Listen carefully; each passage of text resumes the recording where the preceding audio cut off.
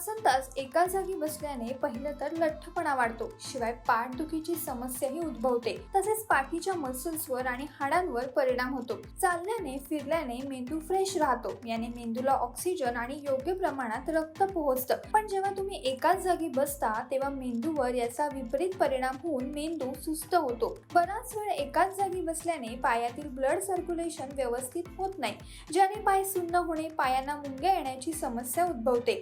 जे पुरुष दिवसातून 2 तास किंवा त्यापेक्षा जास्त वेळ एकाच जागी बसतात आणि जे व्यायाम करत नाही, अशा पुरुषांना हार्ट अटॅकचा धोका निर्माण होतो. एका संशोधनानुसार जे लोक जास्त वेळ एकाच जागी बसतात त्यांना कोलन कॅन्सरचा धोका अधिक प्रमाणात असतो. यासाठी बसायची योग्य पद्धत तुम्ही जाणून घ्यायला हवी. बसताना कायम खांदे सैल ठेवा. दुसरं म्हणजे पुढे वाकून बसा आणि बसताना कमरेच्या खालच्या बाजूला सपोर्ट देण्याचा प्रयत्न करा.